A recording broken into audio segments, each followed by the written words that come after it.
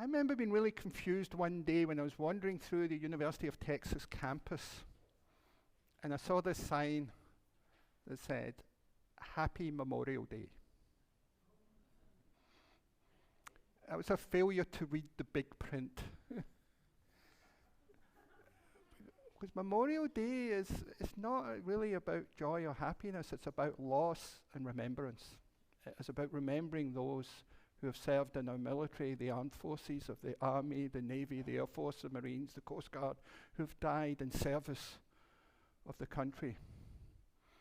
It's not to be celebrated, it's to be observed, scrutinized and witnessed on behalf of those whose witnessing is a testimony to the human failure of all humanity to love our neighbours as ourselves. In today's service, I'm trying to focus on the creation of memories. But I was really shocked when I was reading this report from a psychologist that said we don't actually recall memories. We talk about recalling memories, but we create memories every time we recall them. I thought that was really fascinating, that recreation of memories.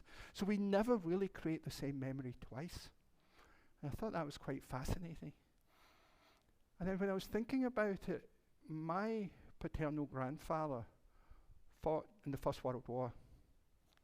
He actually was in the trenches. And I actually have a Bible from him, a small Bible, that was given to him by his mum before he went off to the First World War in 1915. And it's kind of ironic that I'm talking about memories here because I can't remember where I put it. So I was hoping to bring it today. I was looking at the house yesterday. I was looking at my office yesterday. I couldn't find it. I thought it was in my office.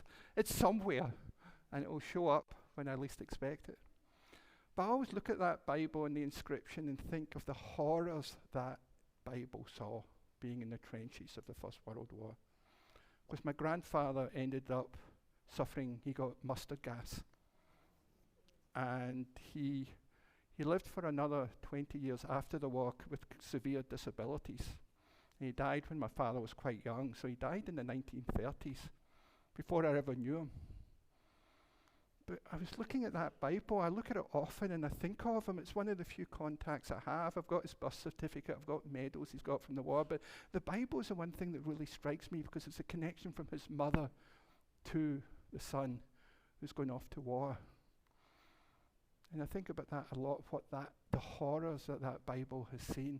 And so that's one of my recollections when I think of Memorial Weekend. I invite you to think of your own, because most of us have some connection in the family to those who served in the military, who perhaps served in wars, be it Vietnam, be it the Gulf War, the recent Gulf War, be it Iraq, Afghanistan, or even Second World War, Korea, First World War. We all have those services there. I think it's important to ignore them, to acknowledge them, while acknowledging that we may not have agreed with some of those wars, but those who have served are not to blame. It's those who sent them to those wars that we need to hold accountable through our democratic process. And Anish Ranpura, who's a science correspondent, says that when we experience an event, our brains tie the sights, smells, sounds, and our own impressions together into a relationship. That relationship itself is the memory of the event. And it's interesting that what psychologists are saying, we have really two selves.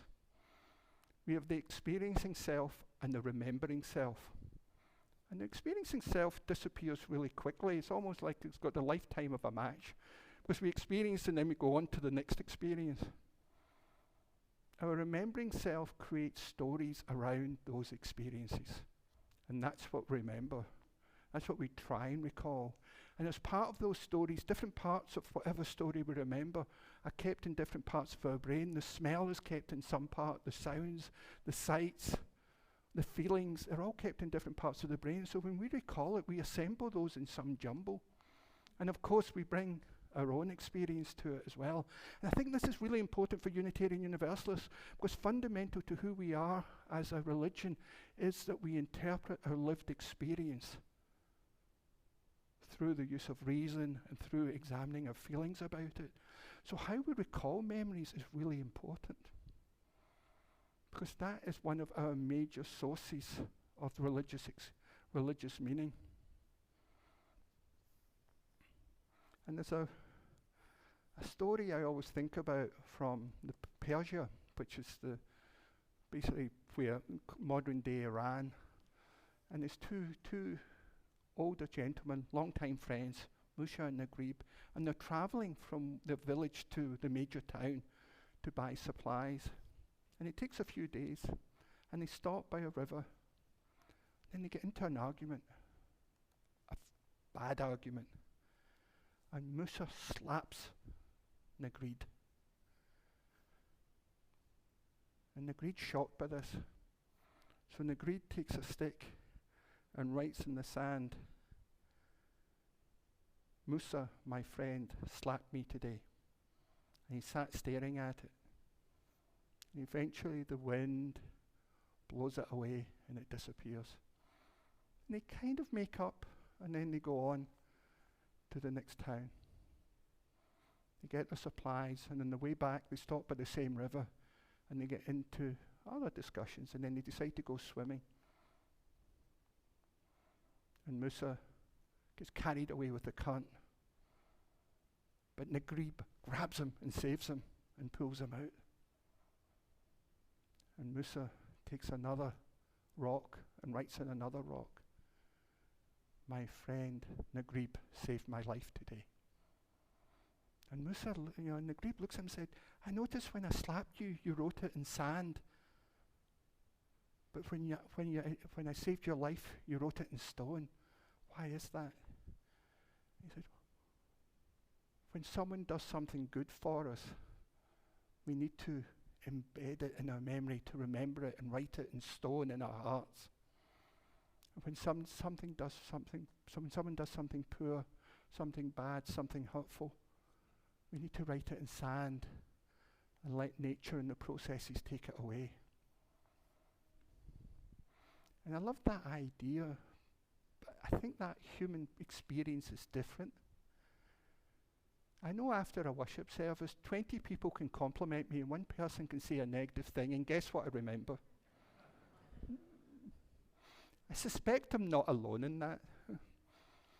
So you remember the negative things, and the reason we remember the negative things is what helps our memories is strong emotional reactions to things. That helps embed things in our memory.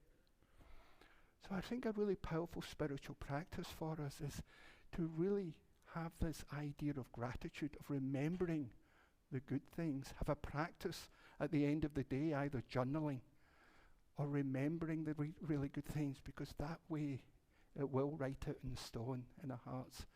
And those things that are negative that we all experience, maybe we can write them in sand. Maybe we do need to write them down as we do at the end of the year with the fire communion and burn them, which we often do at the beginning of the new year. We need to process both of those. I think the more we can create memories of the good experiences of our lives, the positive experience of our life, and embed them in there, I think that's a wonderful spiritual practice for us all. I think in this day of the Memorial Day, where we are dealing with a lot of loss, I think when we can remember those good things that these people did for us, for those people that were close to us who are no longer with us, if we can recall them in the positive light, despite the complex relationships we may have had with them, I think that can bring their spirits closer, and they can continue to enrich our lives in positive ways.